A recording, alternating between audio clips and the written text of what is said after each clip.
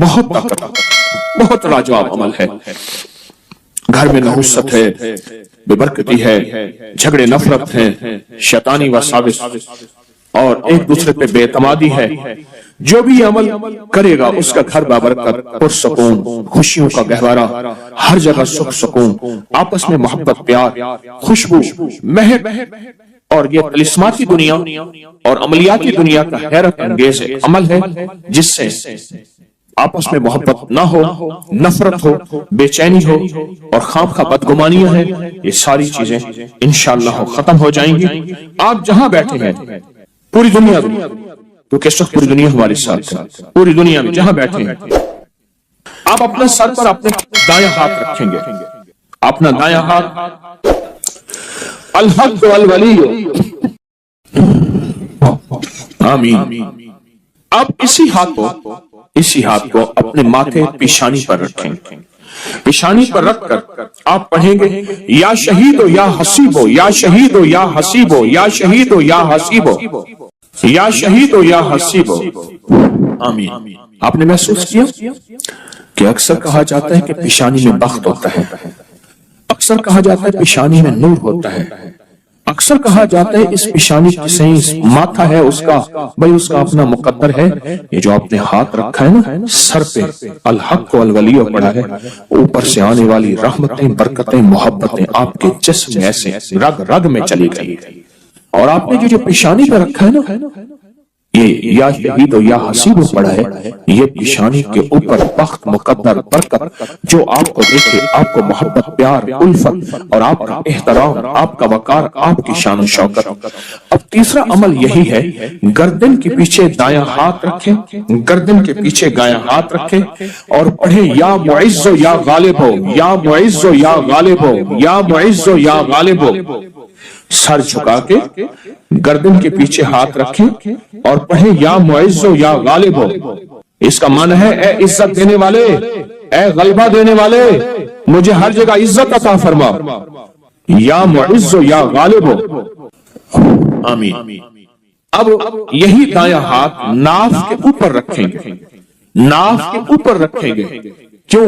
اس کی ایک وجہ ہے، اب آپ محسوس کریں ناف کے اوپر یہ دایاں ہاتھ رکھ کے آپ جو الفاظ پڑھ رہے ہیں اس کے معنی میں آپ کھوئیں گے، آپ حیرت انگیز طور پہ اس کے تجربے دیکھیں گے۔ آپ ناف کے اوپر یہی ہاتھ رکھیں اور پڑھیں یا رقیب و یا حاکم ہو، یا رقیب و یا حاکم ہو، آمین۔ یہ آپ کے تن من میں سے، آپ کے انگ انگ میں سے بیماریاں، غصے، جذباتی کیفیتیں، گناہ، ٹکراؤ، نفرتیں، یہ اللہ کا نام نکال رہا ہے۔ آپ کے انگ انگ، آپ کے من میں سے یہ چیزیں نکل رہی ہیں۔ اب یہی ہاتھ اپنے دائیں گھٹنے پر رکھنا ہے، وہیں بیٹھے بیٹھے دائیں گھٹنے پر یہ ہاتھ رکھنا ہے اور پڑھنا ہے یا حافظ ہو یا کریم ہو، یا حافظ ہو یا کریم ہو، آمین۔ آپ کے جسم کے ایک ایک جوڑ جوڑ کے اندر اللہ کا نام پہنچ رہا اور جوڑ جوڑ سے بیماری، دکھ، نفرت، جادو، اثرات نکل رہے ہیں۔ اور ایک بات بتاؤں، آخری عمل کرنے سے پہلے آج کے اس پیکج کا ایک عمل ہے، اس سے پہلے ایک بات بتاؤں، یہ روح کی دنیا، عملیات کی دنیا، یہ وظائف کی دنیا ہم چھوڑ چکے ہیں۔ اس کے حوالے ہمارے پاس نہیں ہیں، اس کے ثبوت ہمارے پاس نہیں ہے۔ میں جب لاتا ہوں یہ چیزیں تو ناواقفیت کی وجہ سے کہتے ہیں یہ کہاں لکھا ہوا ہے؟ یہ ہمارے اکابر کی کتابوں میں لکھا ہوا ہے اور سند کے ساتھ لکھا ہوا ہے اور ثبوت کے ساتھ لکھا ہوا ہے، پڑھتے ہی نہیں ہیں، تلاشی نہیں کرتے۔ میں فقیر آدمی ہوں، سارا دن اپنے بڑوں کی کتابوں سے، یعنی ہماری بڑوں کی کتابوں سے مراد قرآن، حدیث اور اکابر کی جتنی بھی، یہ ہماری اصل پہلی کتاب کیا ہے؟ قرآن ہے، پھر حدیث ہے، اور پھر ہمارے جتنے بھی بڑے ہیں ان کی کتابوں میں یہ عمل موجود ہے، ہمارے بڑوں کی کتابوں میں یہ عمل موجود ہے۔ اور ایک ایک رگ سے بیماری، دکھ، تکلیف کو نکالتے ہیں۔ اب بائیں گھٹنے پہ ہاتھ رکھیں، سر چکائیں، ڈوب جائیں اور پڑھیں یا شکور و یا فتاح ہو، یا شکور و یا فتاح ہو، یا شکور و یا فتاح ہو، آمین۔ اب آپ نے दोनों हाथ सामने करने हैं जैसे दुआ के लिए। इन सारी चीजों को जो पढ़े फूंक मारे और अपने हाथ ऐसे झाड़े जैसे किसी चीज को झाड़ते हैं। इस तसव्वुर के साथ सब तकलीफें, सब बीमारियां, सब इल्लतें झड़ गई, सब जिल्लतें झड़ गई, सब जादू जिन्नात, सब तकलीफें, सारे हालात, सारी तख्तियां झड़ गई, सारी परेशानियां झड़ गई। आपने हाथों को झाड़ लिया, अल्हम्दुलिल्लाह, अल्लाहुम्मा लकल हम्द व लकल शुक्र, बहुत ताकतवर अमल कर लिया, बहुत ताकतवर अमल कर लिया। और जो अमल इज्तिमाई किया जाए उसमें कोई रोने वाला, कोई धोने वाला, कोई वली, कोई गौस, कोई कुतुब, कोई अब्दाल, कोई अल्लाह का पहुंचा हुआ, कोई हस्ती, उसकी कबूल तो सबका कबूल। मौत के वक्त उसको शरबत पिलाया जाएगा। मैं कि अगर ये लोग रजब में एक रोजा भी रख लेते कि क़यामत होगी तो पुकार मचेगी, रजब के मानने वाले कहाँ हैं? और आका ने फरमाया जन्नत में एक महल है, उसमें सिवाय रजब में रोजा रखने वाले के कोई दाखिल नहीं होगा। और आपने फरमाया जन्नत में एक नहर है, उस नहर का नाम रजब है, उसका पानी दूध से ज्यादा सफेद है और बर्फ से ज्यादा ठंडा है और शहद से ज्यादा मीठा है। और जो रजब में चाहे एक रोजा भी रख ले, अल्लाह उस नहर का पानी उसे पिलाएगा। ये गुस्से को ठंडा करने वाली चीजें बता रहा हूं। अबू दरदा रज़ी अल्लाह ताला अन्हु नबी करीम सल्लल्लाहु ताला अलैहि वसल्लम का इरशाद, जो रजब में एक रोजा रखे और उसने अपनी तमाम उम्र रोजे रखे, चाहे तमाम उम्र रोजे रखे और शब बेदारी करे, अल्लाह की इबादत गुजारी, अगर उसने रजब में एक रोजा रख लिया, आसमान से नदा की जाती है, ए अल्लाह के वली, उम्मत उज़्मा की खुशखबरी सुन, मौत के वक्त उसको शरबत पिलाया जाएगा, जन्नत का शरबत पिलाया जाएगा। शराब मरेगा, कब्र में शराब हासिल होगा और उससे शराब निकलेगा, कब्र की प्यास सख्ती से बच जाएगा, मौत की प्यास और सख्ती से बच जाएगा। और ये फरमाया ये करामत सिर्फ आका की उम्मत को मिली है। हजरत सौबान फरमाते हैं एक दफा आका चंद कब्रों पर से गुजरे, रो दिए। सौबान ने पूछा तो आपने फरमाया मैंने अल्लाह से दुआ की कि इनके अजाब में तखफीफ हो जाए। और सौबान, अगर ये लोग रजब का एक रोजा भी रख लेते और एक रात इबादत कर लेते, उन पर कभी अजाब ना होता। और एक रात से मुराद से रात नहीं है सारी रात, ये भी इबादत कर रहे हैं। हाँ, ये नहीं है सारी रात, शाम ढलते ही मगरिब के बाद रात हो जाती है, हो जाती है। रात का कुछ हिस्सा अभी आज जैसे शब जुमा में है, रजब में आज इबादत कर रहे हैं, आपको खुशकिस्मती मुबारक हो, इबादत कर रहे हैं। अभी मगरिब पढ़ी, अभी हम जिक्र करेंगे, इबादत करेंगे, अल्लाह का जिक्र करेंगे, फिर इशा पढ़ेंगे, दुआ मांगेंगे, यही तो इबादत है। मैं कि अगर ये लोग रजब में एक रोजा भी रख लेते और इबादत कर लेते किसी रात की, एक रात की, तो इन पर अजाब ना होता। मैंने अर्ज किया या रसूलुल्लाह सल्लल्लाहु अलैहि वसल्लम, क्या सिर्फ एक रोजा और एक रात की शब बेदारी से अजाब कब्र न होगा? फरमाया हाँ, कसम है उसकी जात की जिसके कब्जे में मेरी जान है, कोई मुसलमान मर्द हो या औरत ऐसी नहीं, रजब में एक रोजा भी रख ले और एक रात की शब बेदारी करे, मगर अल्लाह उसके लिए 1 साल की इबादत लिखेगा जिसमें उसने रोजा रखा और शब बेदारी। 1 साल वो जिसमें सारी रात जागा और सारा दिन रोजा रखा, उतना सवाब मिलेगा। और आपने फरमाया कि अल्लाह की तरफ से एक मुनादी निदा करता है, ए रजब में रोजा रखने वालों, अल्लाह की पनाह में जन्नत में दाखिल हो जाओ।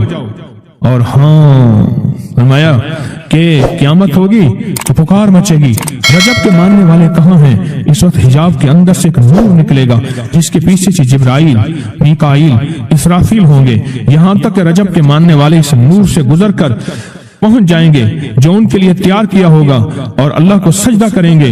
अल्लाह पाक फरमाएंगे तुम अपना सर सजदे से उठाओ, ये सब दुनिया में अदा हो चुके हैं, अब मनाजिल इज्जत की तरफ चलो, अब मनाजिल इज्जत की तरफ चलो, अब मनाजिल इज्जत की तरफ चलो। अल्लाह अकबर। और फरमाया मग़फ़िरत होती है और अल्लाह अंबिया की तौबा कबूल करता है। इस रजब के एक रोजे और एक थोड़ी सी इबादत से अल्लाह औलिया को दुश्मनों से छुड़ाता है। और 3 चीजें अल्लाह के जिम्मे हैं, माफी, बाकी उम्र की इस्मत, और तीसरी ये कि बड़ी पेशी, यानी रोज क़यामत प्यास नहीं लगेगी, रोज क़यामत प्यास नहीं लगेगी। ये छोटी छोटी रातें, ये छोटे छोटे दिन, ये छोटे छोटे लम्हे आते हैं और आते इसलिए हैं ہے ہمیں کچھ دے جائے، اگر اس کا غصہ ہے بھی ٹھنڈا ہو جائے، اگر اس کی ناراضگی ہے بھی ٹھنڈی ہو جائے۔ اللہ اکبر۔ فرمایا، آپ فرماتے ہیں جبریل نے مجھے خبر دی ہے جب رجب کی پہلی رات ہوتی ہے اللہ ایک فرشتے کو حکم فرماتے ہیں اور وہ پکار کر کہتا ہے سن لو توبہ کے مہینے کا چاند نکل آیا۔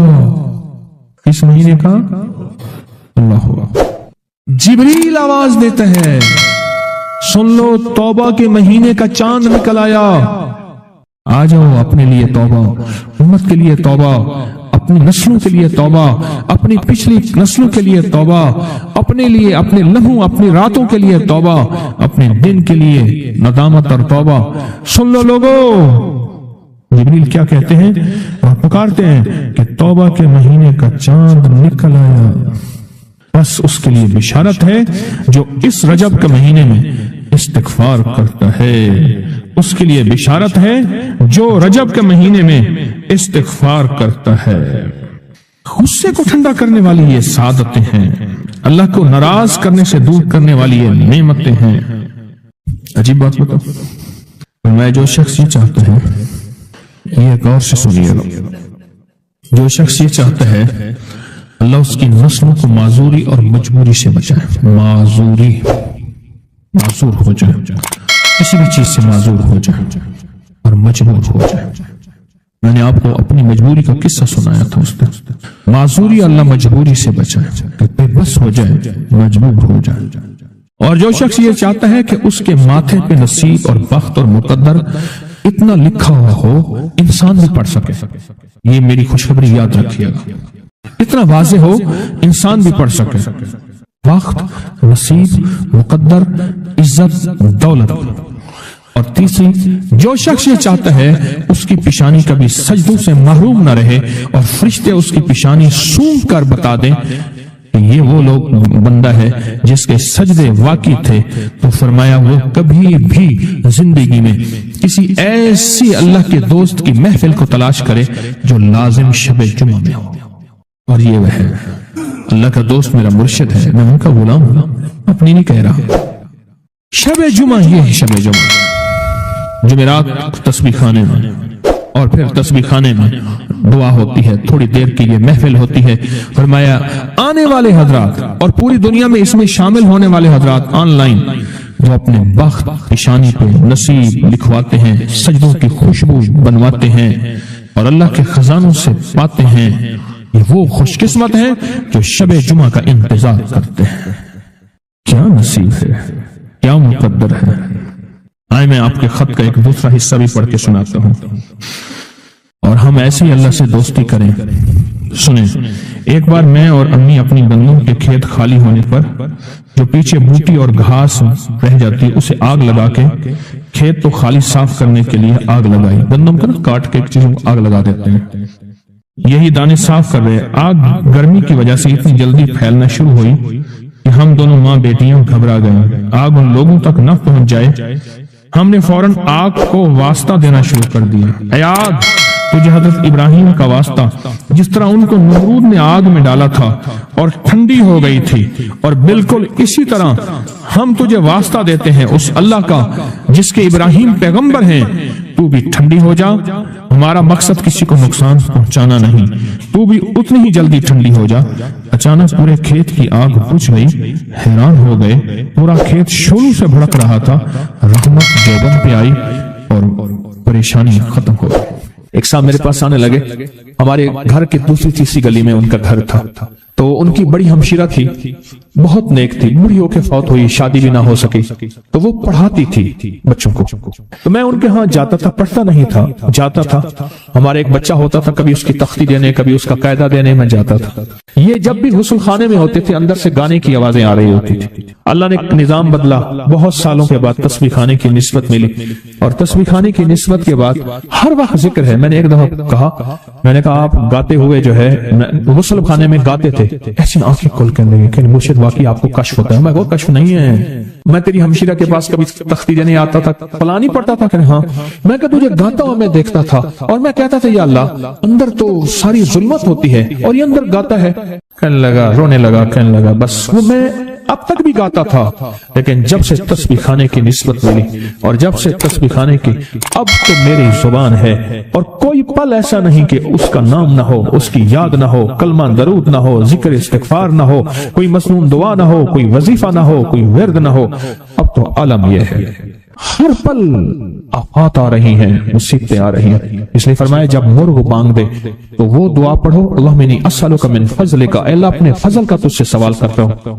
मेरे आका का फरमान है जब मुर्ग बांग देता है तो सुबह हो, दोपहर हो या शाम हो, यह हमारा जिंदगी का मामला है कि मुर्ग जो दोपहर को बांग देता है उसको ज़बह कर दो।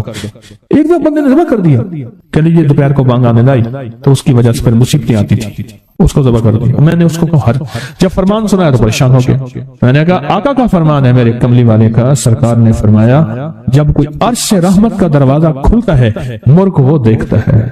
रहमत जब भी खुलती है मुर्ग, इसलिए मैं गधे की आवाज हो, गधे की आवाज तो उस पे आउज़ बिल्लाहि मिनश शैतानिर रजीम पढ़ो, मैं वो जिस वक्त अजाब का, बला का, मुसीबत का दरवाजा खुलता देखता है वो पढ़ता है। मुर्ग की बांग में तो अल्लाह का फजल मांगो, अल्लाह का फजल। ये पल पल की दुआएं, ये पल पल मांगना, ये पल पल के लम्हात, ये पल पल की उसके सामने, शहनशाह के सामने गिरिया जारी अल्लाह को पसंद है। फिर अल्लाह पाक मुर्ग को दिखाता है ये रहमत का दरवाजा खुला है और रहमत जा, वो बंदा हर वक्त मेरा नाम लेता है, उसके घर पे बरस, उसकी नस्लों पे बरस। मौला क्या बरसों, रिस्क बरस, सेहत बरस, इज्जत बरस, शान शौकत बरस, वुसअत बरस, खैर बरस, हिफाजतों का निजाम बरस।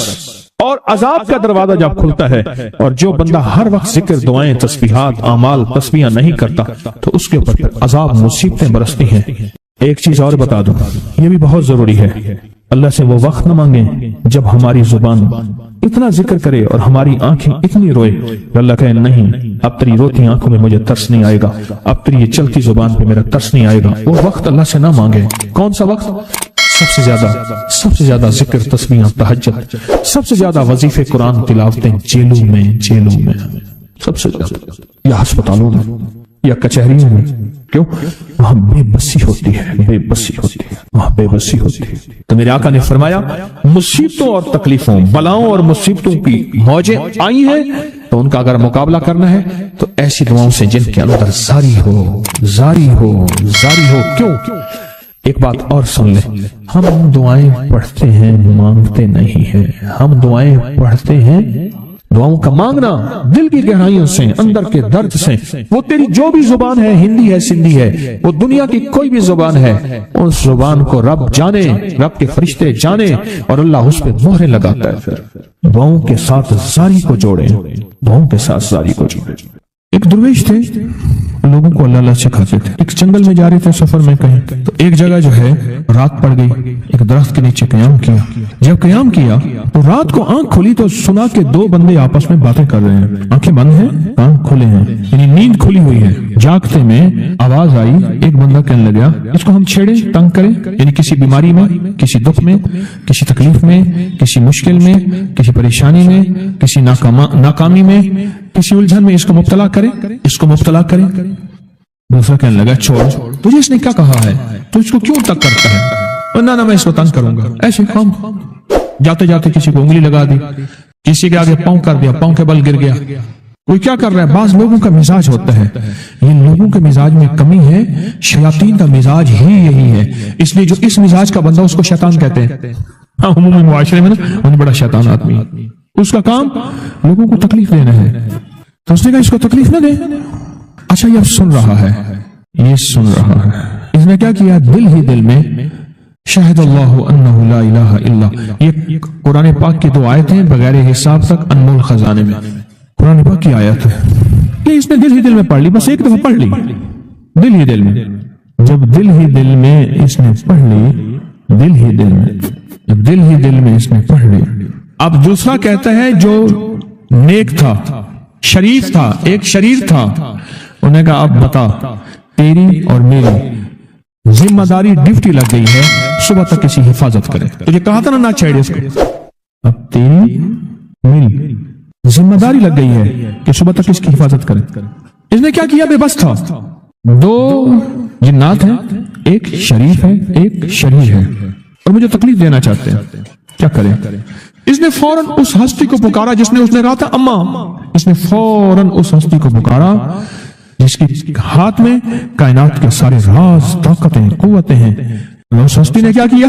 اب ان کی ڈیوٹی لگا دے، اب ان کی ذمہ داری لگا دے کہ صبح تک اس کی حفاظت کریں جب تک وہ نہ جاگے. پہلے دن سے ہمارے ساتھ دشمنی کا فیصلہ ہے. پہلے دن سے ہمارے ساتھ دشمنی کا فیصلہ ہے، پہلے دن سے. اور وہ فیصلہ ہو کے رہا ہے، اور اس کی وجہ سے ہم تکلیفوں، پریشانیوں، نقصانوں اور مسائل میں چلے آ رہے ہیں. اب اس کا تحفظ کیا ہے؟ اس کی حفاظت کیا ہے؟ کیا کریں؟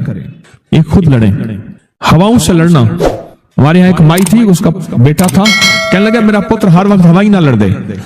ہر بندے سے لڑتا ہے، ہواؤں سے بھی لڑتا ہے سارا دن. تو ہوا سے کون لڑے گا؟ ہم خود کہتے ہیں ہوائی چیزیں. جنات کا نام ہم نے ہوائی چیزیں بھی رکھا ہوا ہے. یہ ایسی چیزیں جو ہوا کے جھونکے کی طرح نظر نہیں آتی. ہمارے معاشرے میں جنات کو ہوائی چیزیں بھی، اوپر کی چیزیں بھی کہا جاتا ہے، ہوائی چیزیں بھی کہا جاتا ہے. ہوا سے کون لڑ سکتا ہے؟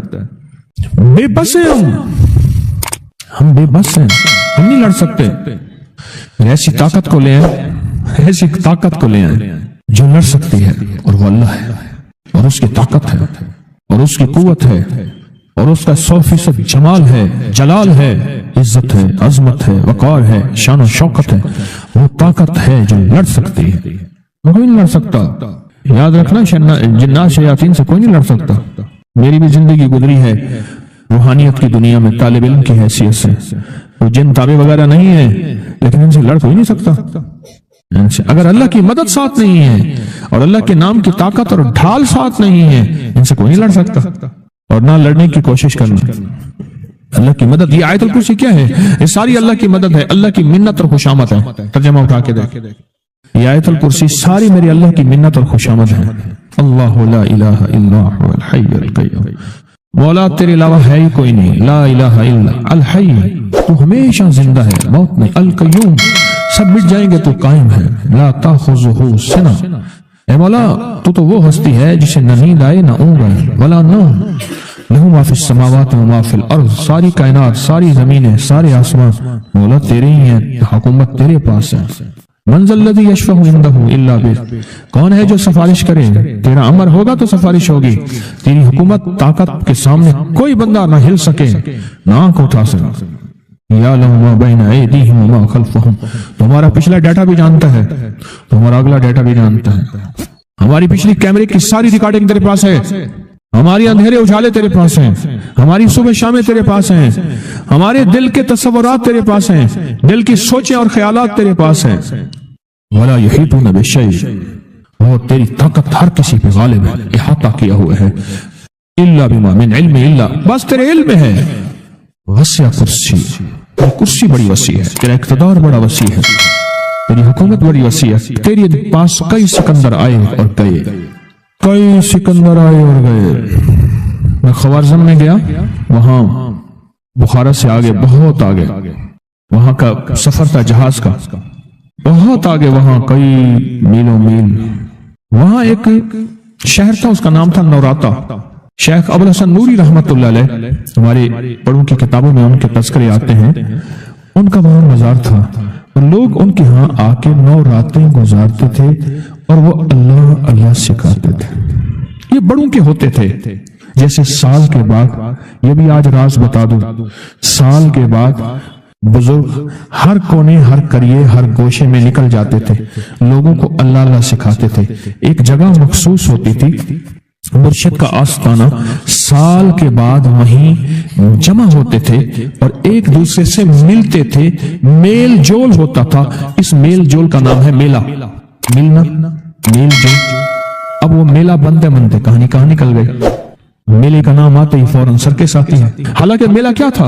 ملتے تھے، فلاں علاقے کے حالات کیا ہیں، فلاں گاؤں کے، فلاں قریے کے، فلاں شہر کے کیا حالات ہیں، وہاں لوگوں کی دینی حالت، ایمانی حالت کیا ہے، وہاں کیا باطل کفر ہے، وہاں کیا نظام ہے، کیا. ایک دوسرے سے ملتے حالات بتاتے تھے، پھر چند دن ساتھ رہتے تھے، ایک دوسرے سے حالات لے کے پھر لوگوں کو اللہ اللہ سکھانے نکل جاتے تھے، پھر سال کے بعد اکٹھے ہوتے تھے. اس کا نام تھا میلہ، اس کا نام تھا میلہ. اور اس کا نام کیا تھا؟ پہلے کیا بتایا میں نے؟ نوراتا. نوراتے کسی درویش کے پاس آتے تھے، اللہ کا نام بھی سکھاتے تھے، دم بھی کرتے تھے، دعا بھی کرتے تھے، اس کو اللہ اللہ بھی کراتے تھے، بھلا چنگا صحت مند تندرست مسائل کو حل پا کے چلا جاتا تھا۔ یہ تھا نوراتا۔ شیخ ابو الحسن نوری رحمت اللہ علیہ یہ نوراتوں میں لوگ آتے تھے۔ میں کہنا یہ چاہ رہا تھا، ان کے مزار کے اوپر ایک بہت بڑا قلعہ تھا، انگریز اس کے اوپر سارے چڑھ رہے تھے، اونچا قلعہ تھا۔ میں نے اگلا سفر کرنا تھا، میں قلعے پہ نہ گیا۔ میں نے کہا کس کا ہے؟ اس نے کہا سکندر اعظم کا قلعہ ہے۔ آج سے کئی ہزار سال پہلے اس نے یہ قلعے بنائے تھے، یہ اس کی کرسیاں تھیں، یہ کہ میرے رب کی کرسی ہے، وسیع کرسی، وسیع کرسی۔